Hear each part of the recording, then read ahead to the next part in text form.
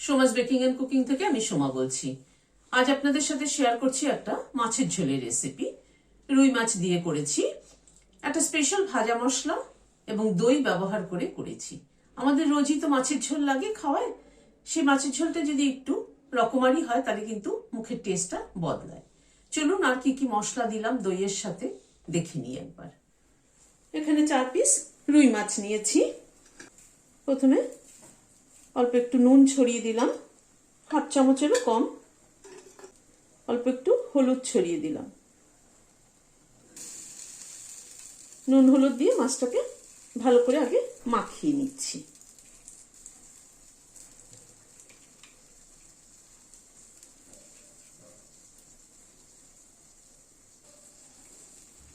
নুন হলুদ দিয়ে মাছটাকে মাখিয়ে নিলাম। গ্যাসে একটা তাওয়া বসিয়েছি, একটা ভাজা মশলা তৈরি করব। আজকের এই মাছটাই কিন্তু এই ভাজা মশলাটাই মেইন ইনগ্রেডিয়েন্টস। ভাজা মশলাটা একটা দারুণ সুন্দর ফ্লেভার দেবে। এখানে 1 চামচ জিরে দিলাম, 1 চামচ মৌরি দিলাম, একটা জাবিত্রীর অর্ধেক দিলাম, একটা ছোট দারচিনি দিলাম, 2টো এলাচ দিলাম, আর 10টা গোলমরিচ দিলাম।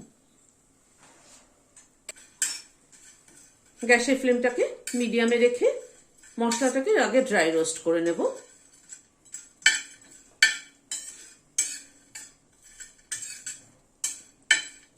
ভাজা মশলা কিন্তু সবসময় গ্যাসের ফ্লেমটাকে মিডিয়ামে রেখে ধীরে ধীরে ভাজতে হয়, তা না হয়তো পুড়ে গেলে পরে কিন্তু তার ফ্লেভারটাই চলে যায়।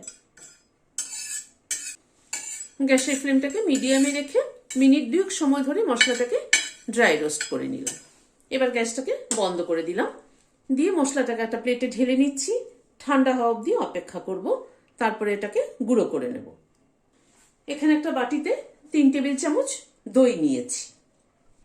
দইয়ের মধ্যে 1 চামচ আদা বাটা দিয়ে দিলাম, 1 চামচ কাঁচা লঙ্কা বাটা দিলাম,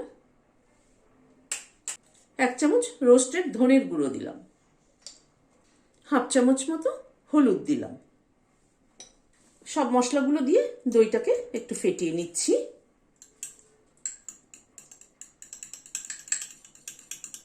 দই কিন্তু রান্নায় ব্যবহার করার সময় সবসময় ফেটিয়ে দিতে হয়, তা না হয়তো দই কিন্তু কেটে যেতে পারে। দইটাকে ফেটিয়ে নিলাম।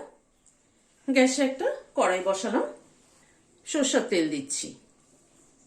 তেলটা গরম হয়ে গিয়েছে, এবার মাছ ছেড়ে দিচ্ছি।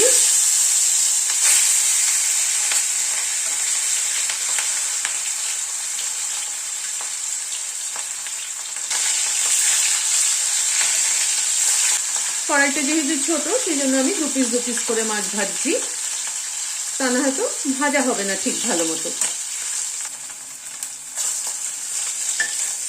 মাছটা ভাজা হয়ে গেল, তুলে নিচ্ছি।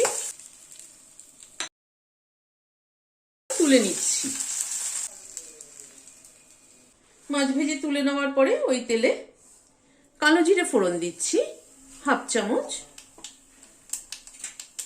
কালো জিরেটা একটু ক্র্যাক করা অবধি অপেক্ষা করব। গ্যাসের ফ্লেমটাকে মিডিয়ামে রেখেছি।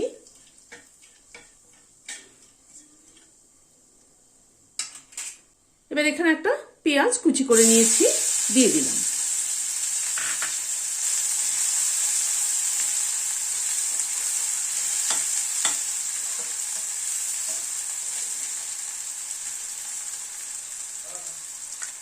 চার কোয়া রসুন থেতো করে রেখেছি, সেটা দিয়ে দিলাম।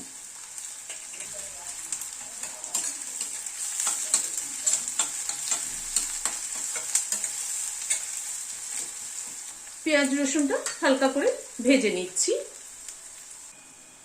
পেঁয়াজ রসুনটা গ্যাসের ফ্লেমটাকে মিডিয়ামে রেখে মিনিট খানেক একটু নাড়াচাড়া করে নিলাম। এবার দই দিয়ে মশলাটা যেটা ফেটিয়ে রেখেছিলাম সেটা দিয়ে দিলাম। দিয়ে গ্যাসের ফ্লেমটাকে কিন্তু একদম কমিয়ে দিয়েছি, আর দইটাকে সমানে নাড়তে হবে।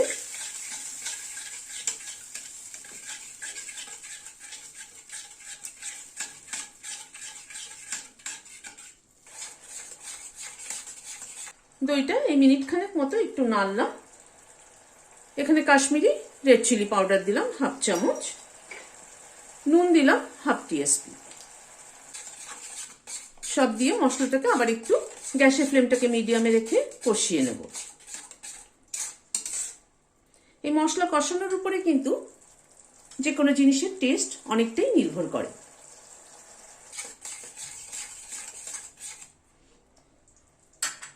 এই মশলাটা কষানোর সময় এই যে গুঁড়ো মশলাটা করে রেখেছি তার থেকে হাফ চামচ এখানে দিয়ে দিলাম।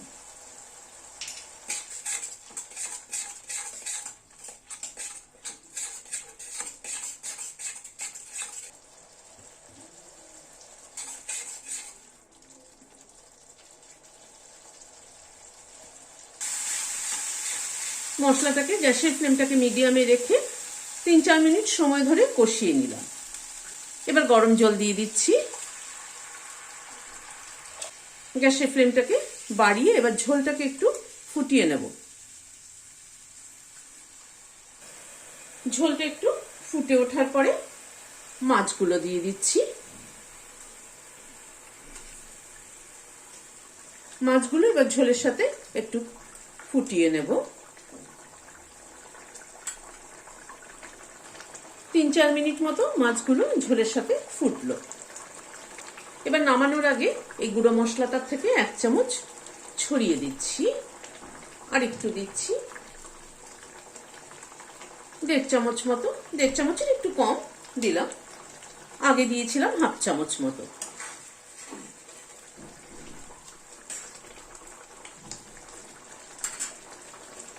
দুটো কাঁচা লঙ্কা মুখটা চিড়ে দিয়ে দিলাম। গ্যাসের ফ্লেমটাকে বন্ধ করে দিলাম, দিয়ে ঢেকে দিচ্ছি স্ট্যান্ডিং টাইম 5 মিনিট, ভাজা মশলা এবং কাঁচা লঙ্কার ফ্লেভারটা অ্যাড হওয়ার জন্য। একই রকম মাছের ঝোল না খেয়ে একটু উল্টে পাল্টে মাছের ঝোল খেলে কিন্তু মুখের স্বাদটা বদলায়, কারণ আমাদের তো রোজই বাঙালি বাড়িতে মাছের ঝোল লাগে, সেই জন্য একটু স্বাদ বদলের জন্য অন্যরকম ভাবে আজকের এই মাছের ঝোলটা। রেসিপিটি কেমন লাগলো আমাকে কমেন্ট বক্সে জানাবেন। ভালো লাগলে একটা লাইক এবং সাবস্ক্রাইব করার অনুরোধ রইল। আজ তাহলে এখানে শেষ করছি। নমস্কার।